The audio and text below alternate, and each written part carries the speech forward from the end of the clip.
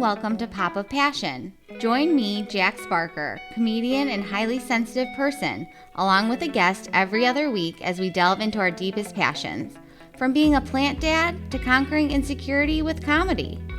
If you relish the memory of an unexpected late-night conversation with a stranger about their obscure passion, the kind where you have tears in your eyes one second and are doubled over laughing the next, this is the podcast for you. Hello and welcome to Pop of Passion. I'm Jax Barker and I'm so glad you're here. My guest today once went to a dinner event and had no clue where he was going in the first place. He was sat next to Mickey Rourke. He came to find out it was co-hosted by Leonardo DiCaprio. They ended up doing many shots that night before he became part of an impromptu photo shoot with David Chappelle that ended at 5 a.m. He is an American fashion designer, artist, dancer, and musician. As an illustrator, he has had the pleasure of creating promotional images for HBO's Game of Thrones, Showtime's Penny Dreadful, and History Channel's Vikings. He has been profiled by the New York Times, Women's Wear Daily, Vogue.com, among other publications, and has had the opportunity to create custom looks for a number of high-profile clients, including Daphne Guinness and Lady Gaga. Please welcome Hogan McLaughlin. Thank you for having me. Welcome. So, Hogan, how are you doing? Pretty good. It's nice that it's summer out now. Absolutely, yeah. So, Hogan, what is your passion? Well, we talked about discussing my work, but I thought it'd be a little more fun to talk about Margaery Tyrell from Game of Thrones. Love it. She is a big passion of mine, and I don't know how that happened, but it just became an obsession. So did you read the books, or were you into the show, or a little bit of both? Yeah, well, so I watched the first season at the recommendation of one of the women who works for me. She had read the books like when they came out in the 90s, and she's like, you have to watch this show. It's so good. So I watched the first season, and I became obsessed, and I devoured all of the books in the interim between season 1 and season 2. Wow. And that's when I saw that Natalie Dormer, who played Anne Boleyn in The Tudors on Showtime, was cast as Margaery Tyrell. And for some reason, when an actor is familiar to me, I sort of get really excited that they're joining a show, and that's when I latched onto the character. And then in the books, I became obsessed with learning more about her as a character. Yeah, I can see the attraction to Natalie Dormer. I remember being about 11 and going to the movie theater to see the R-rated Casanova with Heath Ledger, may he rest in peace. I went for Heath and I stayed for Natalie. Absolutely. Yeah, she's so commanding to see on stage. And I say this as a queer person, not as somebody who's like ogling a woman based on sexiness, but she has this just like feline sexuality that she exudes, and it's so like captivating to watch, I think, in any role that she's in. Yeah, that's a great way to put it. It is feline. There's something really special about her. And I think she was like, her role on Game of Thrones was meant to be in the stars. You know what I mean? It just like makes sense. Yeah, I mean, in the books, she's obviously like a younger character. So it was kind of a different take on it in the show, but I think my obsession also became rooted in the fact that she is like the quote-unquote fashionista of the show. And in the line of work that I do, fashion, it just became a natural character to be drawn to because she had the best clothes. Yeah, without a doubt. Yeah. Is there like family crest? It's a flower, right? It is, yeah. And I have many tattoos based on it. That's so cool. Because Yeah. I know their costume department was so cool, the way they would incorporate the family crest into the clothes, and I can see how that would be a great inspiration. Yeah, it's funny because it's in the books, everything is so literal, and it's almost like garish to think of how George Martin describes the clothes, and it doesn't really translate well to like the screen. So I think that Michelle Clapton, the designer, did a really good job of making it rooted in reality. And I've done actually I've spoken at a lot of conventions for based on the costumes. I have nothing to do with the costumes, but just as someone who became obsessed with the show and the costumes, I became a de facto person that would just hold the panels based on the costumes, and I had a lot of fun doing that. That is really cool. Yeah. Do you have any favorite memories? Have you I find when you go to things that are based in fandom, you end up making friends. Yeah, well, it's funny because met a few of the people that run Watchers on the Wall, which is a fan blog that is run by people that have, been with the show since day one, and they did casting speculation, all the, breaking down of the trailers and everything. And somehow just via Tumblr, I believe it was, because I had shared some fan art that I'd done, they discovered me, and then I became a contributor, so I wrote for the blogs. And then they asked me to come to the panels or to the conventions and speak on a panel. And it is cool because it's the joy of the internet. You meet all these people through there, and people that you probably would never meet otherwise. And next thing you know, you're at a hotel bar, drinking until 2 a.m., having fun. And then the next day you get up and you get to see all the people in their gorgeous cosplay. And yeah, it's a lot of fun. It's really cool to make those connections. Yeah, I'm hoping that we can get back to that soon because it's missed. Yeah, definitely. That has been just one of the worst parts of the pandemic, other than the death and the sadness. But the sense of community, IRL, has totally been lost, and it's really sad. But I see so many glimmers of hope, and we're getting there. Yeah, it's cool that there are outlets like Game of Thrones or whatever fandom you're in to have that. I think it's been cool to be able to rewatch the shows and reconnect with people based on you're doing a virtual rewatch with people or whatever. Because I tend to be a pretty solitary person, but I think I honestly been more social in the pandemic just because I'm yearning for that option of having the connection with people.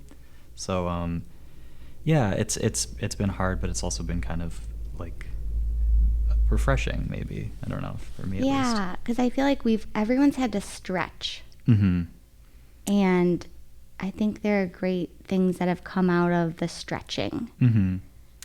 I agree. Yeah, it also just has given me the chance to look at things in a different way, and whether it's on the subject of Game of Thrones, whether it's that or whether it's redoing my house, or I don't know, it's just given given a sense of almost rebirth, I feel for me at least.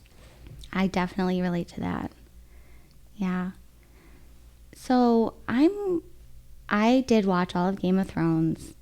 I never read the books, but I remember Marjorie had, as many characters did on that show, an untimely death. Yes. But was that in the books? Because I know some things happened in the show that weren't in the books yet, or weren't in the books at all. Yeah, the books are right now. She's she was in prison based, because Cersei orchestrated this whole thing for her to be thrown into prison. And in the books, she has just been released under custody, and then she's waiting for her trial to happen. Whether or not that involves the wildfire explosion or not, we'll see. I'm hoping that it won't. I'm hoping that she'll have a little more of an arc. Yeah. But I remember something in me was knew she was going to be killed off that episode. Something in me knew it, and so I stayed home all day. I was living in Salem, Massachusetts at the time, and I was like, let me just draw something as a memorial because I know it's gonna happen. And then it happened, and I have never reacted to a fictional character's death the way I reacted to ever. It just was inexplicable. And we had planned a big camping trip with friends that we were leaving that night to stay over, and then the next day we were camping, and I just was like, I don't know if I can go. I really don't know if I can have fun on this camping trip because I am just so shocked by this, and I'm so sad that the character is gone because I'd spent 5 years of my life just getting screen caps and dissecting all of the costumes and the wigs and wishing she had more screen time and in my head writing more scenes for her to have. Yeah. And I was just like, it's over. I can't go camping. Yeah. So you didn't end up going? I did, begrudgingly. I mean, Yeah. I had a great time after a few hours, but during the car ride, I was just like, nobody talked to me. No, yeah, I totally relate to that. I'm trying to think of I am a huge Gilmore Girls fan, and Richard Gilmore, the grandpa, did not die on screen because the actor died prior to the revival. Mm-hmm. But I remember they had already like announced the revival, and then he passed, and I was very upset. Mm-hmm. It's interesting how fictional characters can affect your life. Yeah, it's so true. They just kind of latch onto you, and for some reason, I have a habit of getting super attached to like side characters that are not integral to the main part of the story. Yeah. And then I get so like bullshit when people are like, oh well, this person doesn't matter, like they're not endgame. Yeah. So like, I don't know if you watch The Boys. Queen Maeve is my favorite, and she's gotten so few scenes, and hopefully they'll ramp it up in the third season. Or like in Mad Men, I love Trudy Campbell. Yeah. Who needed more screen time. Yeah. But it's just, I don't know what it is. I don't know. These side characters that just are more intriguing to me than the like heroes of the story. But Yeah, I think that's really interesting because, like, I think that says a lot about you, that you're interested in these characters that others might not, like, clock. Mm-hmm. But you're like, oh, no, that's it. Absolutely.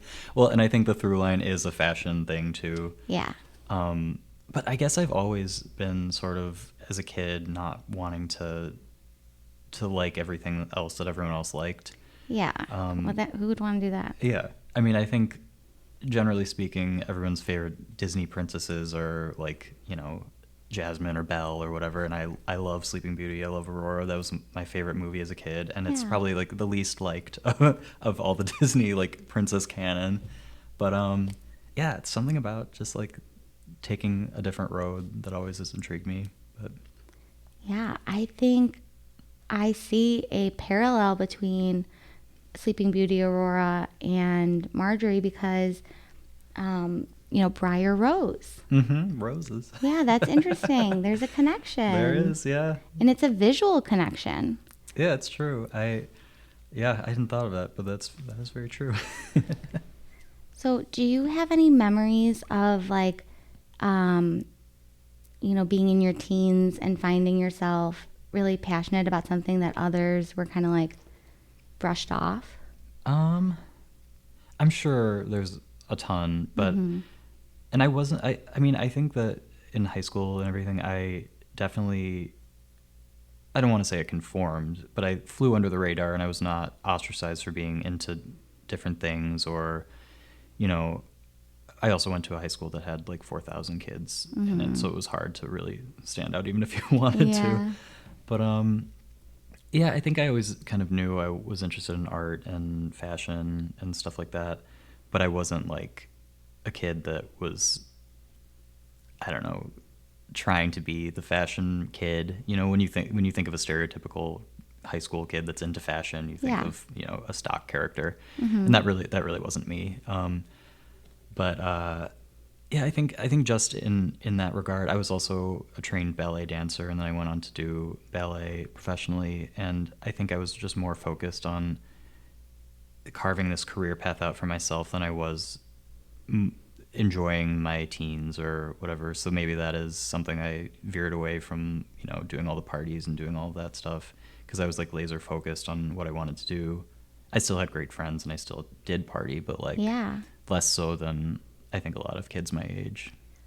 But I think that was so fruitful. Like, you did it. Yeah, you're so young and like you've done so many things. It's so cool. I know. I kind of feel like a cat because like I've had like different like vignettes of life, and now I'm 32, and who knows what's going to happen next. Well, I can't wait to see. Funny you say cat, because I do think, Natalie Dormer has such a feline energy, but she also I just from watching her, I feel like she has such grace in the way she presents herself and the way she moves. Mm-hmm. And I wonder, I know you saw the first season. She wasn't in the first season. No. But I wonder if there's something about movement and your background that could have drawn you. Yeah, absolutely. I think in fashion in general, I think I like to draw on the ballet background, but I know that she was, trained in her youth ballet, so she has that movement, and I think that commanding presence too is there. I'm drawn to actresses like her and like Kate Blanchett, who can just walk into a room and you're like, oh my god. Yeah. Like they don't even have to have any lines. Yeah. But and obviously like actresses that can wear like the craziest things and look not insane. Right. They don't let the clothes wear them. Exactly. Yeah. So I definitely think that movement in anything in my life is in the back of my mind for sure. Definitely. Yeah. I found myself like right before the pandemic, I started just taking these walks, and now I walk like 10 miles a day. And I never believed people who were like, oh, endorphins, exercise is good for you. I was like, that's a lie that is perpetuated by the diet industry. But I buy it now. Like, I absolutely buy it. Yeah, it's easy, especially like for me at least in the pandemic. I tend to be a pretty active person, but then when the pandemic hit, I was like, I don't want to do it. But now I'm slowly getting back into it, and it hurts, but there is something to be said, like you said. It's good energy, and it's good for your mind too. Yeah, that's the biggest thing. I think it's not really about my body, but it's like the mind-body connection. Exactly. And then I get so much done. Mm-hmm. Yeah, I'm not a coffee drinker, and so I find that if I run in the morning, it is like a coffee shot, basically. So I've been trying to get back into that, but it's so nice to sleep in. Absolutely. And I rarely get to do that because, we make our own schedules, my partner and I, and so generally we're up and just ready to go and get it done with, so we don't have to be in the studio until 1 a.m. 2 a.m. So our internal clock is always like, you got to get up, you can't enjoy this morning. Yeah. Is your partner a fan of the Game of Thrones world? I think he resents it. He is a fan, but I think he resents my obsession with talking about Margaery Tyrell. He always threatens, like, I don't know, just random things. It's a point of contention, but a comic one. Yeah. No, like my mom really got into Harry Potter. Like when I went away to college, I think it was her way of connecting with me. Mm-hmm. And my dad was so angry about it. He threatened to throw the book out the window at one point. And my dad is like this man from Ireland. He's a gentle soul, but Harry Potter and her being obsessed with it set him on fire. Yeah, I can have out of body experiences where I see myself talking about Marjorie or Game of Thrones and I can't stop. It's just like word vomit. Yeah. But actually funny you should say Harry Potter, because another character is Narcissa Malfoy that I'm obsessed with. Oh, yeah. And her actress, Helen McCrory, rest in peace, she just passed. Yeah, that was very sad. Yeah, and again, it's just she had that presence. Absolutely. She just had very few lines, but she was there and you couldn't take your eyes off her. Yeah. And commanding. Yeah. So I think that's another thing is I really like a character that's written in a strong way, but has the fashion femininity to it. Yeah.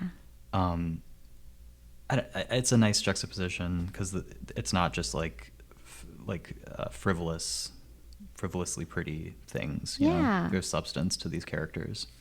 So. I have a question. I don't know. It's sort of a chicken or the egg. Do you think for you, your passion was it fashion first or the character's personality? Do you know which came first? I think, because in the books, Marjorie does have pretty lavish outfits that are described. So even before I saw the second season where she was in the TV show, I knew that she was going to have crazy, like, beautiful costumes. Yeah.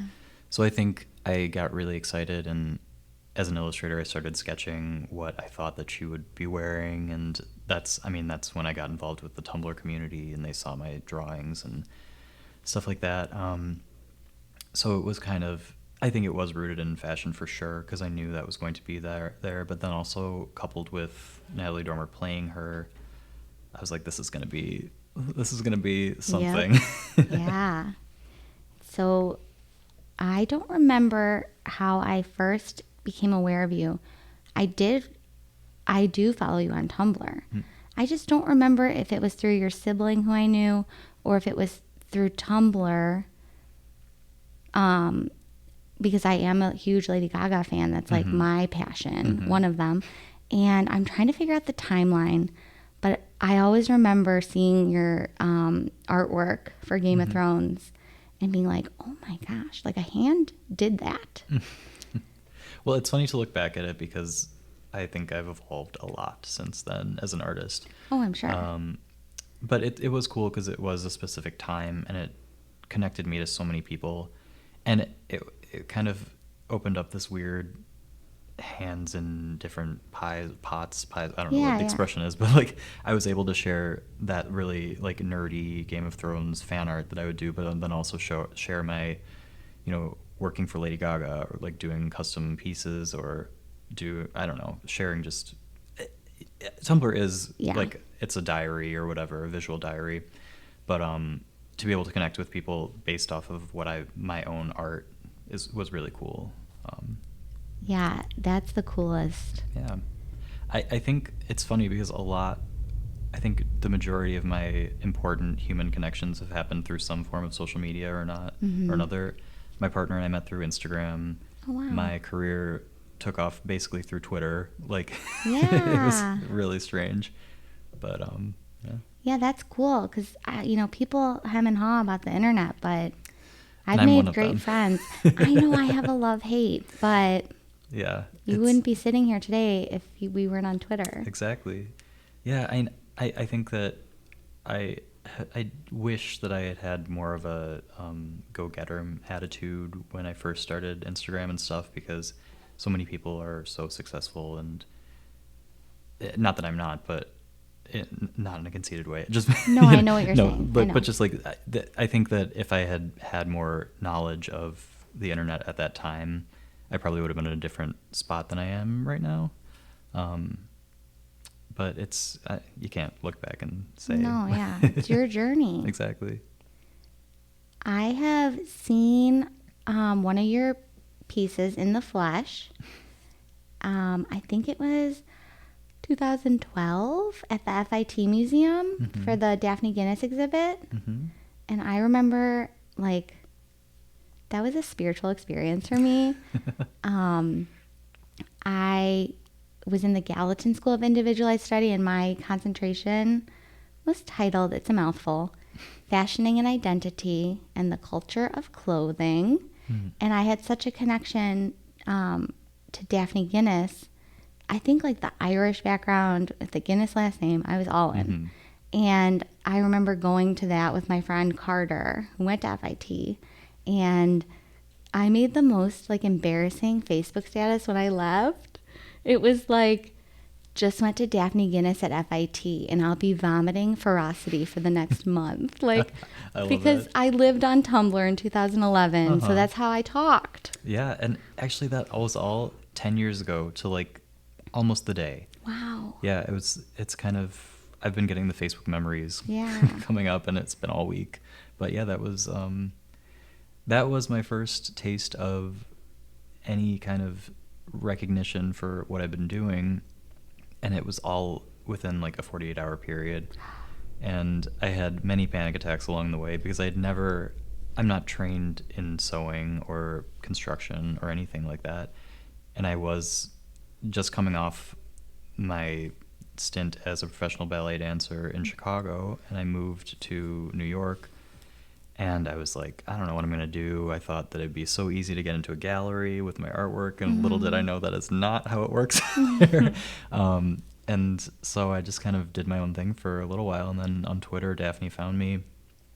Like 12 hours later, I was meeting her at her apartment, and 5 hours later, we were discussing moving forward on constructing these sketches that I had done previously. And then cut to like 2 days later, they're done. They're made by like gorgeous craftsmen in the city, and we're shooting this amazing video. And then a week later, they're in the Barney's windows, and then a week later after that, they're in FIT. It was just like an insane whirlwind of like a month. That is so cool. And it's so like, I think those are the moments, I'm not speaking for you, but that's when I'm like, okay, this is where I was supposed to be. Mm-hmm. Even though it was hard, but it was exciting. Yeah. I know, and I try to harness that energy that I had 10 years ago, because it's so easy nowadays to get like passive about things, or just like, not that you're over it, but just it's harder to work up the energy to have that like go get 'em attitude that you had when you were a kid. Yeah. But I'm trying to tap into my former self. I think we're all trying to get back to that like childlike creativity. Absolutely. Because that's what it's all about. Mm-hmm. Well, and it's shows like Game of Thrones and like Lord of the Rings and stuff like that do perk me back up and make me think, oh wow, this is all worth it. Because even if I'm having one of those days where you're just like, I don't know, why am I doing this? Yeah, it's an inspiration. Mm-hmm, absolutely. Do you have a favorite piece of art that you've created for Marjorie? Yeah, probably the death one. Because I had like that entire season, I had been doing characters, just building kind of like a portfolio of more of a refined take on the show. Because my earlier stuff was kind of just sketchy, more minimalist type things, and I really wanted to do some more updated versions, because my art had progressed to that point in non-fandom stuff and just like whatever I was drawing. And I was like, I should just redo some of the characters. And that one, I just knew that she was going to die. And so when you know. Yeah. So that's definitely my favorite piece. Not only just of the Game of Thrones, but one of my more favorite that I've really ever done. Yeah. Do you ever think about like book Marjorie, like what she would wear if her story progressed? But I think it's always going to be show Marjorie in my mind, even if I'm reading it. Yeah. But it's hard to like illustrate for teenagers. Not, I don't know, because it's a different, like, that's also a reason why I don't do children's clothing design, because it's not as interesting to me. Yeah. I don't know. I know that there are a lot of designers out there that make beautiful children's clothes, but I probably won't be one of them anytime soon. You heard it here first. Well, I never say never, because No. I said in a New York Times interview that I would never make a sundress, and I've made many sundresses since then. That is so funny. On that note, I like to ask a pop pondering question, which is a question that has the word pop in it, and I try to tailor it.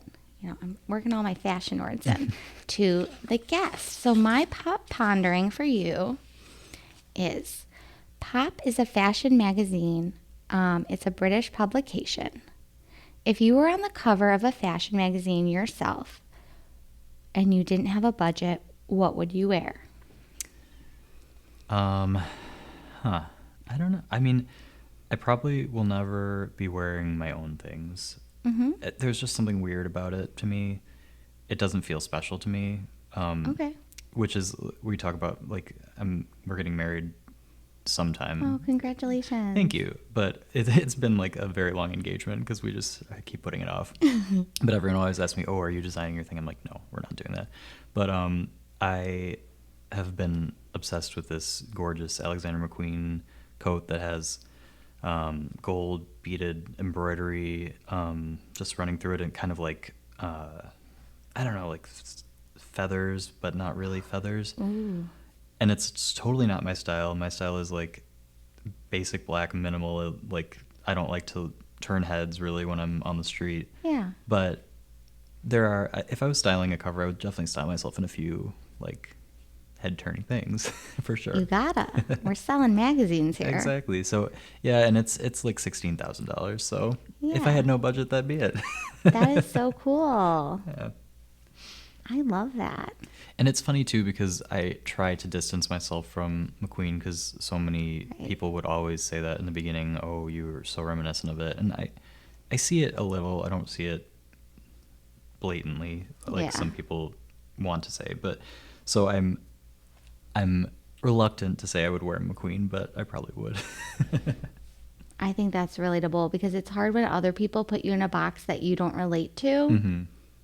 It's kind of like, yeah, I mean, it's truly an honor to be compared to him, absolutely. Of course. But I think that I tend more towards Japanese designers and super minimal type mentality. But yeah, that's interesting. Do you think Marjorie has a minimal style? No. I don't think so either. But I think like there's an alternate reality of myself where I probably do wear crazier things. But I don't know. Yeah, I'm with you. I think I would wear, like, I've obviously thought about this a lot. It's never going to happen. But I would like to wear like a nice pair of tailored pants. I've never had tailored pants in my life. Mm-hmm. A very simple short sleeve black V-neck. And then like a classic like jacket. I don't know. This is where it gets foggy. Like, I don't know, 15 years ago it would be like a Chanel jacket. Mm-hmm. But now I don't know. I might go something a little less classic, a little more hip. Mm-hmm. I'm finding I think in general it's good to just mix high-low. Mm-hmm. I do that in my daily life, have an expensive, pair of shoes with just jeans and, a Hanes t-shirt or something. Mm-hmm. So I think there is definitely something to be said for combining and mixing and doing all that stuff. Yeah, that's the way to do it. Absolutely. Well, Hogan, thank you so much. We're going to go into our passion plugs. I'll go first. My dear friend Ray, who I have never met in real life, is a Tumblr friend, funnily enough. So Ray would like to promote Transgender Legal Defense and Education Fund. They are committed to ending discrimination based upon gender identity and expression and to achieving equality for transgender people through public education, test case litigation, direct legal services, and public policy efforts. So you can find information about how to get involved or donate if you're able in the show notes. And then my plug is for the Brave Space Alliance in Chicago. It is Chicago's South Side's first Black-led, trans-led, LGBTQ plus community center. And they do work for the underserved community of Black and trans people in the South Side and the West Side of Chicago. And if you would like to learn more, they're at bravespacealliance.org. Awesome. And you have been involved with Brave Space Alliance in the past. I have, yes. So at the beginning of the pandemic and the Black Lives Matter movement, I auctioned off a dress that Billy Porter actually wore to an awards show. And the raffle money was all donated to Brave Space Alliance.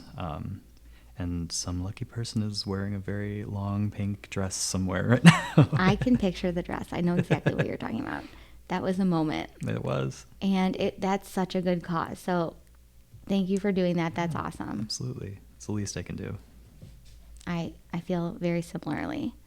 So thank you, Hogan. Thank you all for listening to Pop of Passion, produced by Christine Ferrera. Please follow the show on social media at Pop of Passion and popofpassionpodcast.com. I'm Jax Barker. Go out and be the light, living your passion.